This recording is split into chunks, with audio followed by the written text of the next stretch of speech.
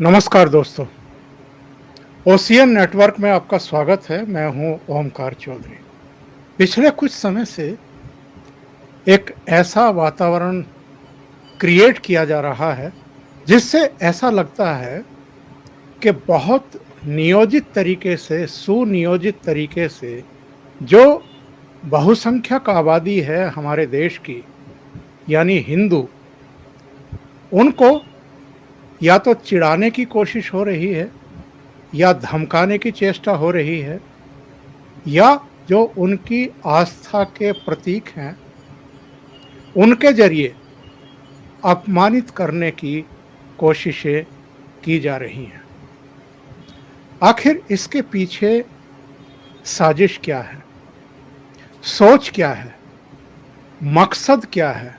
क्या कहीं इसके पीछे कोई बहुत सोची विचारी सियासी रणनीति है कि केंद्र में इस समय अगर नरेंद्र मोदी प्रधानमंत्री हैं तो देश में एक ऐसा वातावरण क्रिएट कर दिया जाए ताकि उनकी सरकार पर कई तरह के आरोप लगने लगें, जो उनको सपोर्ट करते आए हैं उनका मोहभंग हो जाए, और अगर वो कोई स्टेप उठाते हैं या उनकी रूल्ड स्टेट में अगर सख्ती होती है तो फिर इस पर देश विदेश में हल्ला काटा जाए। आखिर मसला है क्या, ये समझने की कोशिश करेंगे। मेरे साथ बहुत ही सीनियर जर्नलिस्ट और आपके जाने पहचाने चेहरे लखनऊ से वीरेंद्र नाथ भट्ट जुड़ रहे हैं। वीरेंद्र जी, बहुत स्वागत है आपका। वीरेंद्र जी, सबसे पहला सवाल तो ये है कि एक कनाडा बेस फिल्म डायरेक्टर है, उसने काली का अपमान किया, उसको बहुत गलत तरीके से प्रस्तुत किया। उसके एक हाथ में त्रिशूल है और दूसरे हाथ में उसने जो लिस्बियन, गे, बाइसेक्सुअल और ट्रांसजेंडर के लिए झंडा बनाया गया है वो थमा दिया है। इसके अलावा उसे सिगरेट पीते हुए दिखाया गया है। और जब इस पर बवाल हुआ, सवाल उठे, एफआईआर दर्ज हुई अलग अलग स्टेट में, लोगों ने प्रश्न खड़े किए कि इसके पीछे की आपकी नीयत क्या है, तब उसने कहा कि मैं तो इस सब से डरने वाली नहीं हूँ और मैं अपने स्टैंड पर कायम हूँ। मैं हर सज़ा भुगतने को तैयार हूँ, मेरी जान भी चली जाए तो कोई दिक्कत नहीं है।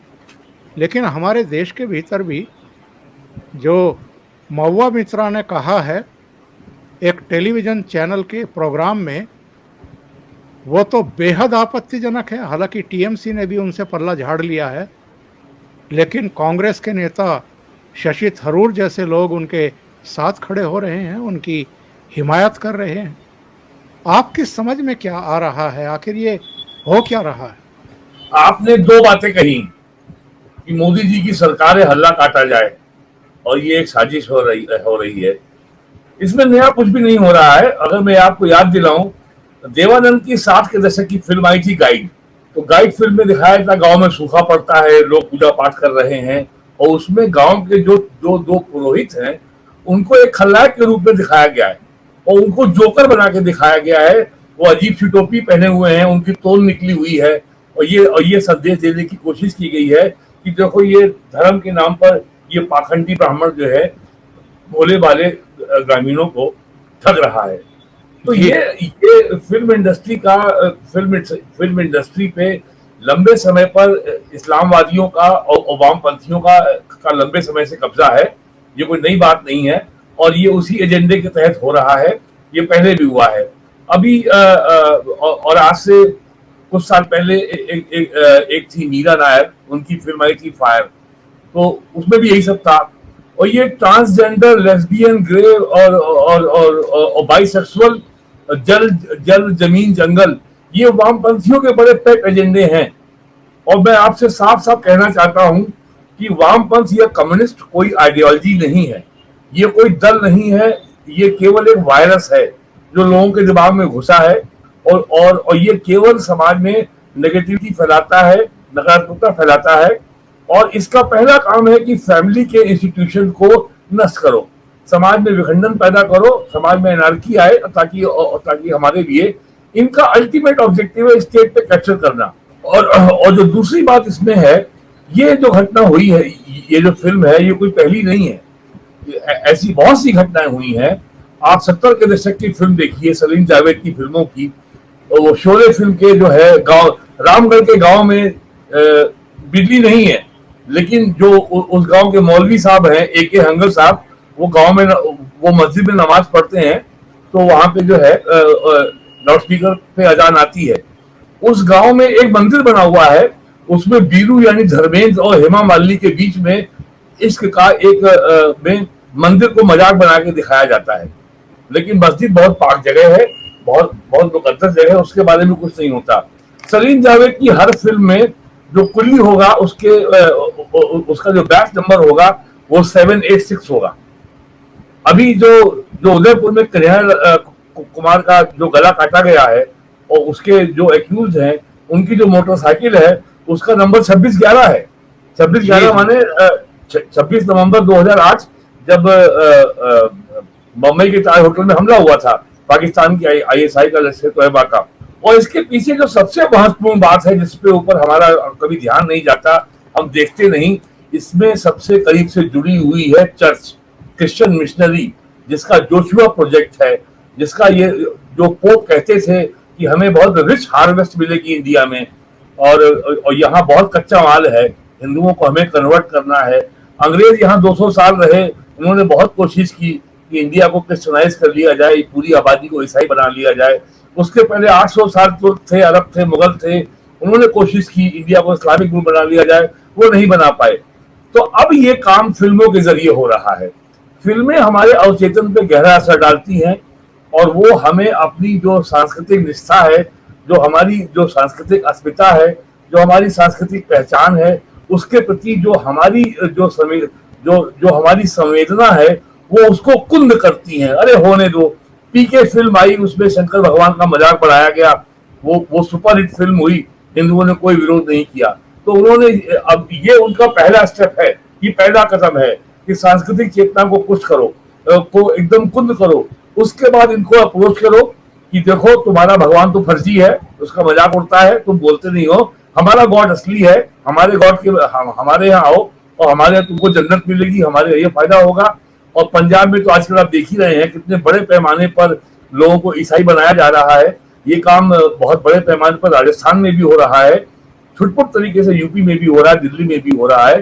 तो ये एक लॉन्ग टर्म प्रोजेक्ट है, इंडिया को दोबारा कल्चरली स्लेव बनाने का, कल्चरली गुलाम बनाने का, और इसकी सांस्कृतिक अस्मिता को क्रमबद्ध तरीके से एक षड्यंत्र के तहत नष्ट कर देने का ये प्रोजेक्ट है। हर साल दूसरे साल एक फिल्म आती है जिसमें केवल हिंदू अस्मिता पे हमला किया जाता है। MF हुसैन बहुत बड़े कलाकार थे, पेंटर थे, आर्टिस्ट थे। उनको नंगी पेंटिंग बनाने के लिए केवल हिंदू देवता मिलते थे, उनके अपने मजहब में कुछ नहीं था क्या? और भी तो मजहब हैं। और इसके बहुत साफ इंटरनेशनल रेमिफिकेशंस हैं। US Commission for International Religious Freedom हर साल एक रिपोर्ट जारी करता है और वो प्रेसिडेंट को रिकमेंड करता है, अपने राष्ट्रपति को, कि साहब इंडिया में धार्मिक स्वतंत्रता पे हमला हो रहा है और इसको कंट्री ऑफ कंसर्न की सूची में डाल दिया जाए। लेकिन अफगानिस्तान में, बांग्लादेश में, पाकिस्तान में हिंदुओं को बीन बीन के मार दिया गया, साफ कर दिया गया, या उनको भगा दिया गया, या उनको इस्लाम में कन्वर्ट कर लिया गया। अफगानिस्तान में पिछले साल तालिबान के कब्जे के बाद एक हिंदू बीन के भगा दिया गया। अभी वहां और हम क्या करते हैं, हम अफगानिस्तान को 50,000 टन गेहूं देते हैं गिफ्ट में, हम उनको कोरोना वैक्सीन देते हैं, हम उनको हजारों टन इमरजेंसी मेडिकल सप्लाई दवाइयां देते हैं, और उसके बदले में वो 2-4 जो हिंदू सिख बच गए हैं उनको बीन बीन के हमारे पास वापस भेज देते हैं। लेकिन इसके ऊपर US commission for International Religious freedom कभी नहीं बोलता, इसके ऊपर यूरोपियन यूनियन कभी नहीं बोलता। और अगर कोई मामला कहीं मुस्लिम के खिलाफ हो जाए या कहीं क्रिश्चियन के खिलाफ हो जाए तो पूरा इसका जो अंतर्राष्ट्रीय तंत्र है वो सक्रिय हो जाता है। और ये फिल्म जो है, जो आज आप इसका जिक्र कर रहे हैं, ये केवल इस षड्यंत्र के जरिए, ये इस षड्यंत्र का पहला स्टेप है। फिल्मों के जरिए लोगों के पॉपुलर परसेप्शन को डिस्टॉर्ट करो, उसे कलंकित करो और उसे कंफ्यूज बनाओ, और उसके बाद उसको बताओ कि तुम्हारे संस्कृति में कुछ नहीं है। और भारत जो है आजादी के बाद से और विशेषकर से बीजेपी के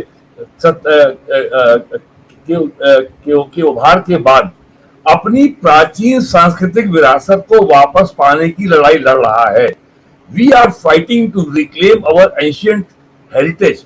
यदि फैजाबाद का नाम अयोध्या किया गया, इलाहाबाद का नाम प्रयागराज किया गया, मुगल सराय का नाम अगर दीनदयाल नगर किया गया, तो जो लोग इनसे विरोध कर रहे हैं, इसका विरोध कर रहे हैं, उनसे पूछा जाना चाहिए कि 200 साल पहले तो फैज साहब नहीं थे फैजाबाद में।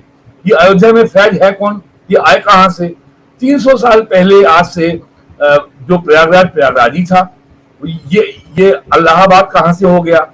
टीपू सुल्तान ने और औरंगजेब ने काशी का नाम बदल के रखा था इस्लामाबाद, तो क्या उसे आज फिर इस्लामाबाद कर दिया जाए? वो तो काशी है, वो नहीं टिका।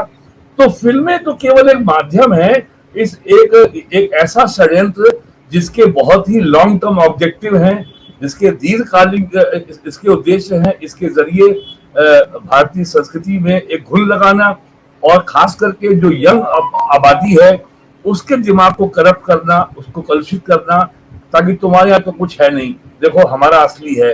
तो ये जो है ये बहुत सोची समझी रणनीति के तहत हो रहा है। ये पहली बार नहीं हुआ है, ये काम लगातार पिछले 60-70 साल से हो रहा है। आपको याद होगा पिछले साल जो अमेजन का जो ओटीटी प्लेटफॉर्म पे एक फिल्म आई थी, उसके ऊपर बहुत विवाद हुआ था, उनके ऊपर देश के कई हिस्सों में एफआईआर हुई थी। उसके बाद गवर्नमेंट ने ओटीटी प्लेटफॉर्म को लेकर के नियमों में संशोधन भी किया था, लेकिन फिल्म इंडस्ट्री अभी इस काम में जो है वो इस काम में लगी हुई है। और मैं कहूंगा कि दक्षिण भारत की फिल्में, विशेषकर तमिलनाडु की फिल्में, भारत की प्राचीन सांस्कृतिक मान्यता अस्मिता के प्रति बहुत ज्यादा संवेदनशील है, और वो इस तरीके के गैर जिम्मेदार या बल्कि मैं तो कहूंगा आपराधिक काम वो कभी नहीं करते। तो ये जो ताजा जो उदाहरण है, और इसमें आप उसको भी जोड़ लीजिए जो महुआ मोइत्रा का बयान आया है। कम्युनिस्टों को सारी शिकायत उनको सनातन धर्म से है, लेकिन कम्युनिस्टों को इस्लामी आतंकवाद से, जिहाद से कोई शिकायत नहीं है। और इस बात के प्रमाण मौजूद हैं कि पूरे दुनिया में इस्लामी आतंकवाद और कम्युनिस्टों का बहुत ही मजबूत गठजोड़ है। कभी आज तक कम्युनिस्टों ने बामियान में जो बुद्धा की मूर्ति को तोड़ा गया तालिबान द्वारा, उसके बारे में कहीं मुंह नहीं खोला, लेकिन उनको हर जगह अगर इस तरह की फिल्मों का विरोध होता है तो उनको दिखता है साहब अभिव्यक्ति की आजादी पे खतरा, फ्रीडम ऑफ एक्सप्रेशन पे खतरा, लोकतंत्र पे खतरा, हिंदू फांसीवाद आ रहा है। वो तरह तरह के जो है वो हल्ला मचाते हैं, ताकि दिल्ली में जो इंडिया में भिन्न भिन्न देशों की एम्बेसी है, उनके एम्बेसडर के परसेप्शन को प्रभावित किया जाए और वो अपने अपने देशों को भारत के बारे में नेगेटिव रिपोर्ट भेजें, ताकि भारत के उनसे जो आर्थिक और व्यापारिक रिश्ते हैं उस पर नकारात्मक प्रभाव पड़े। ये उस साजिश के तहत होता है। तो ये फिल्म केवल उसकी शुरुआत है, ये उसका पहला लेसन है, ये उसका पहला स्टेप है, जिसके जरिए इस तरह की खुराफात की जाती है। और भारत में जो भारतीय सांस्कृतिक, भारत की सनातन सांस्कृतिक धारा को नष्ट करने का जो लॉन्ग टर्म जोशुआ प्रोजेक्ट है, ये उसी का हिस्सा है। वीरेंद्र जी, एक वीडियो क्लिप सुनवाता हूं अपने दर्शकों को भी। हालांकि बहुत सारे दर्शकों ने ये मेन स्ट्रीम के मीडिया में देख ली है, लेकिन इसके बाद में एक वीडियो और प्ले करूंगा, लेकिन पहले इसको सुनते हैं। और ये वीडियो क्लिप तब आती है, ये धमकी तब आती है जब देश के अलग अलग हिस्सों में कई वारदातें हो चुकी हैं। उदयपुर और अमरावती तो चर्चा में आ गए, और वो चर्चा में क्यों आए हैं वो भी हम जानते हैं, लेकिन देश के कई हिस्सों में इस तरह की वारदातें हुई हैं, हो रही हैं। सिर जो है वो तन से अलग करने की लगातार धमकियां दी जा रही हैं। जो अलग अलग राज्यों की पुलिस प्रशासन है वो भी थोड़ा अब सख्ती के मूड में आते हुए दिखाई दे रहे हैं, क्योंकि पब्लिक का रिएक्शन बहुत तीखा है। इसके बावजूद अगर इस तरह की धमकियां बार बार दी जाएं तो इसे क्या माने हम लोग। मेरे बच्चों की कसम में गोली मार देता, और आज भी कुछ भी नहीं है, सीधा ठोक के कहता हूँ जो नुपुर शर्मा की गर्दन लाएगा, who will ever like give me that, मैं अपना उसे ये घर दे दूंगा, पूरा रास्ते में निकल जाऊंगा। एक और वीडियो सुन लेते हैं। ये पाकिस्तान के एक मौलवी हैं, ये ज्यादा समझदारी की बातें करते हुए दिखाई दे रहे हैं। हमारे यहाँ के जो अजमेर शरीफ के खादिम हैं या दूसरे लोग हैं वो ज्यादा बेवकूफी भरी बातें कर रहे हैं। शुरू से सुनते हैं। हैरानकुन बात है कि अरब ममालिक जो आज तक इंडिया के सामने झुके हुए थे अपनी तिजारत की वजह से, जाहिर है वो सस्ती अजनास उनसे लेते हैं। ये जितने अरब ममालिक हैं, आपने देखा होगा पहले जब कभी भी कोई गुस्ताखाना इश्यूज होते हैं फ्रांस के हवाले से, यूरोप के हवाले से, इनकी हमेशा या तो स्टेटमेंट आती नहीं है या हल्की सी को ढीली स्टेटमेंट आती है, बस उससे ज्यादा आगे जाते ही नहीं है। महाज खड़ा नहीं करते, ना इन मुल्कों को कोई खतूत लिखते हैं वो, ना कहते हैं हम आपकी प्रोडक्ट्स का बाइकाट कर देंगे। इंडिया ने ऐसा आखिर कौन सा जुल्म कर दिया था जो उससे पहले दूसरे मुल्कों ने नहीं किया हुआ था। इससे बड़े वाकयात हुए हैं। उस वक्त ये सारे अरब मुल्क सोए पड़े हुए थे, वो जो कुछ हो रहा था वो इससे बड़ा था। ये तो एक स्टेटमेंट दी, उसके बाद उसके ऊपर मुकदमा कायम हुआ, उसने ऑफिशियली आके माफी भी मांग ली, और वो जो स्टेटमेंट भी दी उसने वो रिबटल के तौर पर दी, जज्बात में आके। जब आप किसी के रीजन पर हमला करेंगे उसके जवाब में वो आपके रीजन पर हमला करेगा। कोई ऑर्गेनाइज तरीके से काम नहीं चला था। उस टीवी प्रोग्राम के अंदर पहल जो है मुसलमान की जानिब से हुई है, उसका आपको अंदाजा होगा। अभी तो अधूरे क्लिप चल रहे हैं, वो भी बड़ी मुश्किल से मुझे एक क्लिप मिला है, तो जवाब के अंदाज से पता चल जाएगा कि वो रिबटल कर रही है। क्योंकि जब वो मुसलमान ने वो बात की तो उसने कहा कि अच्छा आप अगर इस तरह की बातें करोगे ना तो। मैं केवल इसलिए ये दोनों वीडियो प्ले किए हैं कि एक भारत में अजमेर शरीफ का खादिम, जिसके बारे में बाद में ये सफाई देने की कोशिश की गई कि नशे में था, ऐसा था वैसा था, उसका दिमाग फिर गया था, एक एक्सक्यूज ढूंढने की कोशिश। और एक पाकिस्तान जिसमें बैठे हुए कोई मौलवी एक समझदारी की बात कर रहे हैं कि जो कुछ हुआ है वो किस तरीके से हुआ है, ज़रा ये भी समझने की कोशिश कर लीजिए। ये हमारे यहाँ के लोग इतने खामोश क्यों रहते हैं? ये ऐसे मामलों पर जब हिंदू धर्म से जुड़ी हुई चीज़ों को अपमानित किया जाता है, आस्थाओं का मजाक उड़ाया जाता है, या कोई अगर किसी ने बात कह भी दी है और इस तरीके से रिएक्शन होते हैं, हमले होते हैं, गर्दन काट दी जाती है, तब हमारे यहाँ के जो करोड़ों करोड़ सैकड़ों करोड़ कमाने वाले लोग हैं उनके मुंह पर ताला क्यों लटक जाता है? वो कहने की हिम्मत क्यों नहीं करते कि सही क्या है और गलत क्या है?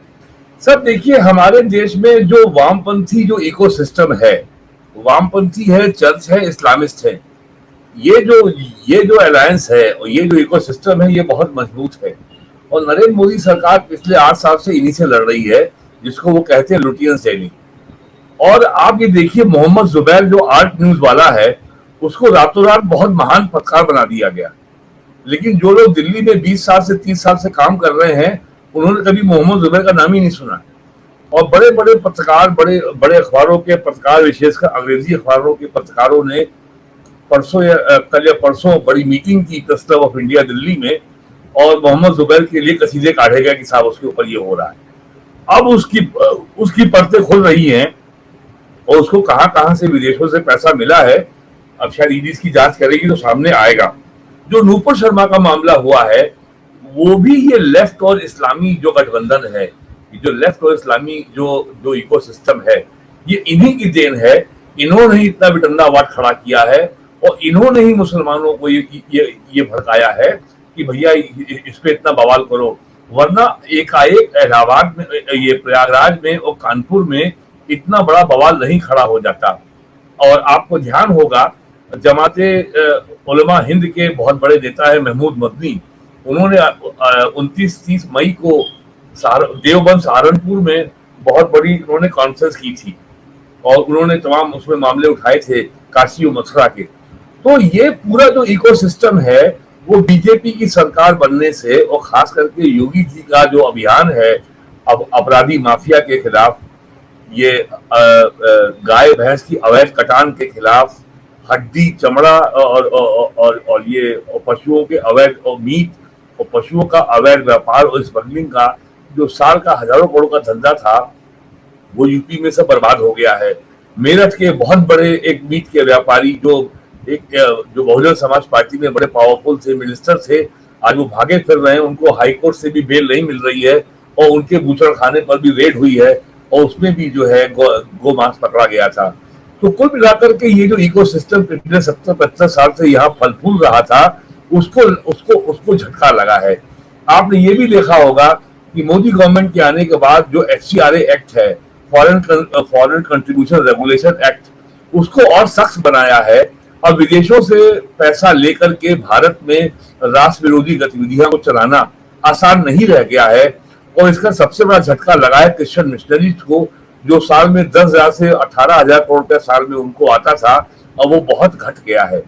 तो कुल मिलाकर के ये जो इकोसिस्टम था जो अपने को एक एक्स्ट्रा कॉन्स्टिट्यूशनल पावर समझता था, ये संविधान से इतर था, हम जो चाहे कर सकते हैं, हमारी बहुत ताकत है और पूरी और जो रूलिंग पार्टी है, जो सो कॉल्ड सेकुलर पार्टियां हैं, वो तो हमारे समर्थन में खड़ी हैं।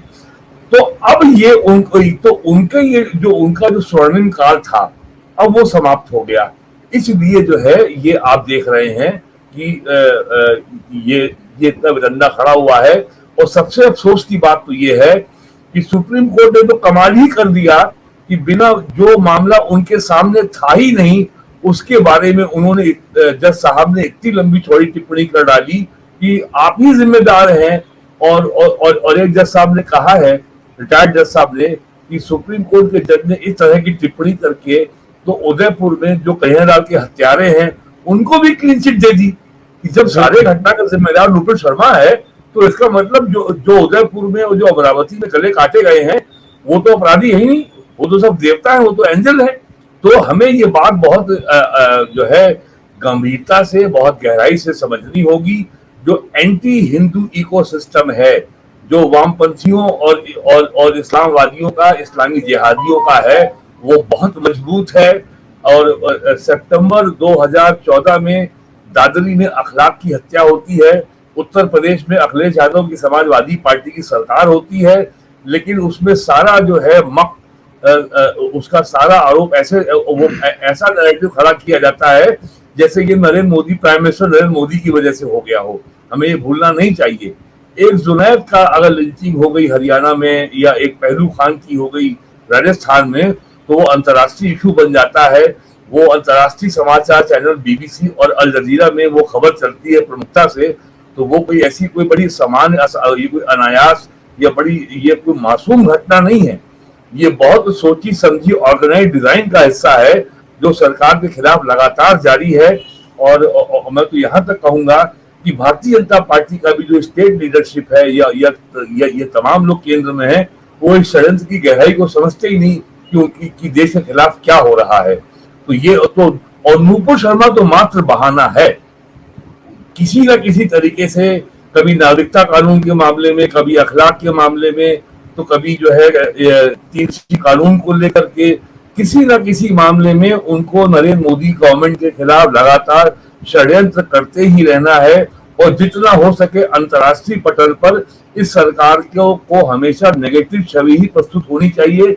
इस सरकार को लगातार इंटरनेशनल मीडिया में एडवर्स कवरेज मिले, नकारात्मक कवरेज मिले। ये अभियान भारत में पिछले 8 साल में एक दिन भी रुका नहीं है। और ये जो फिल्म का मामला जो जहां से हमने बात शुरू की थी वो केवल यही है कि पहले प्रोवोक करो, सरकार कार्रवाई करेगी और फिर हम अंतर्राष्ट्रीय स्तर पर ये अभियान चलाएंगे और ये माहौल बनाएंगे, ये नैरेटिव खड़ा करेंगे कि सब भारत में धार्मिक आजादी की बहुत खतरे में है। और इसके लिए नरेंद्र मोदी सरकार के खिलाफ सैंक्शन लगाइए, कार्रवाई करिए, इनका अमेरिका आने का पासपोर्ट रद्द कीजिए और हर इंटरनेशनल फोरम से नरेंद्र मोदी की, भारतीय जनता पार्टी की, नरेंद्र मोदी सरकार की निंदा की जाए और इसकी खिलाफ माहौल बनाया जाए। लेकिन कभी भी ये पूरा जो पूरा कबाल है, ये जो पूरा गिरोह है, ये कभी भी पाकिस्तान में, बांग्लादेश में, अफगानिस्तान में हिंदुओं के खिलाफ इतने भयानक अत्याचार होते हैं, आज तक कभी एक लाइन नहीं बोला। तो ये चल रहा है, ये ऐसे ही चलेगा और अभी हमें काफी लंबे समय तक इनसे मुकाबला करना होगा। ये ना पहली घटना है, ना ये अंतिम घटना है। ये किसी न किसी माध्यम से नरेंद्र मोदी को की सरकार को, भारतीय जनता पार्टी को विवादों में उलझाए रखना चाहते हैं, ताकि इनके लिए प्रधानमंत्री नरेंद्र मोदी पर, भारतीय जनता पार्टी पर, उसकी सरकार पर लगातार हमला जारी रहे। ये ऐसी व्यवस्था करना चाहते हैं। कोरोना काल में 2 साल में इनका ये षड्यंत्र का अभियान तो पे थोड़े ब्रेक लग गए थे। अब जैसे ही वो स्थितियां ठीक हुई हैं, इनका ये अभियान फिर शुरू हो गया है। देखिए अभी और कुछ होगा, अभी ये अभी रुकने वाले नहीं है। पिछले कुछ दिनों में हमें कुछ ऐसे दृश्य देखने को मिले हैं, क्योंकि जो बहुसंख्यक आबादी है हमारे देश की, वो बहुत शांतिपूर्ण तरीके से अपना विरोध दर्ज करती है। और किस तरीके से करती है, एक जयपुर का सीन वीडियो मेरे पास है, जिसमें केवल हजारों लाखों लोगों ने इकट्ठे होकर के बहुत शांतिपूर्वक हनुमान चालीसा का पाठ किया है।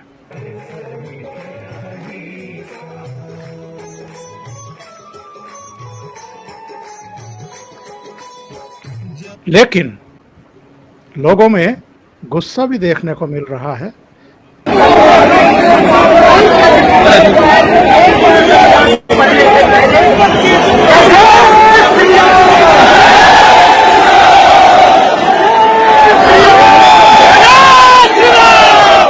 और लगे हाथ एक वीडियो में और प्ले करता हूं, जो हरियाणा का है, हरियाणा के एक इंटीरियर का है, पंचायत का ये सीन है। उदयपुर में जो कुछ हुआ है, अमरावती में जो कुछ हुआ है, उस पर अब लोगों के रिएक्शन किस तरीके से आने शुरू हुए हैं। शायद मानेसर का है ये। एक हल्का सा पार्ट में सुनवाता हूं, आप सही कह रहे हैं। ये डर नहीं है कि वो 20 है और हम 90 है, तो इसका मतलब हमें हावी होना पड़ेगा और किसी की गर्दन उतारनी पड़े तो हमारा युवा भी, हम भी अपने धर्म की रक्षा के लिए उतार देंगे। और भाई जो बात ये हो रही है कि नाई की दुकान जाते हैं, हमारे जो पहले गाड़ी बनाते थे, बाल काटते थे, वो लोग कहाँ गायब हो गए? जो लोग हमारे कारपेंटर का काम करते थे, मैकेनिक का काम कहाँ कर गए थे, वो कहाँ गायब हो गए? हमें उनको ढूंढना है। अगर उनकी ट्रेनिंग पे खर्च करवाना है, किसी को पार्लर की ट्रेनिंग देनी है, किसी को इसकी नाइयों की ट्रेनिंग देनी है। ये रिएक्शंस लोगों के अब आने शुरू हो गए हैं। इस ट्रेंड पर आप क्या कहेंगे? खतरनाक है या एक्शन का रिएक्शन है? देखिए ऐसा है, पिछले 30 साल से आप अगर याद करिए, 1990 में जब मंडल आयोग लागू करने की घोषणा हुई थी, तब से उत्तर भारत में एक फैशन चल पड़ा है, दलित पिछड़ा मुस्लिम अलायंस का राज देश में होगा। अरे भाई किसके खिलाफ होगा? क्यों होगा? बाकी आबादी को क्यों बाहर रखा जा रहा है? 1989 में जब जनता दल बना था, तब उसका नारा था कि साहब हमारा वोट बैंक अजगर है, अहिर जाट गुजर राजपूत। बाद में वो मजगर हो गया, फिर तो उसमें मुसलमान भी जुड़ गए, तो बाकी आबादी का यहूदी है। सरकार की समस्त योजनाओं का लाभ सबको मिला, irrespective of caste and religion. तो ये जो षड्यंत्र हो रहा है, ये जो नकारात्मकता है, इसके लिए हमें दीर्घकालिक इलाज खोजना होगा, इसके दीर्घकालिक उपाय करने होंगे। और दीर्घकालिक उपाय केवल भारतीय अस्मिता है या हिंदू अस्मिता है। और बहुत लोग इस बात पे आपत्ति करेंगे कि साहब भारतीय और हिंदू एक कैसे हो सकता है? भारतीय अलग है, हिंदू अलग है। जिन लोगों को हिंदू से आपत्ति है, उनको विष्णु पुराण पढ़ लेना चाहिए कि विष्णु की हिंदू है क्या, ये धर्म है कि रिलीजन है।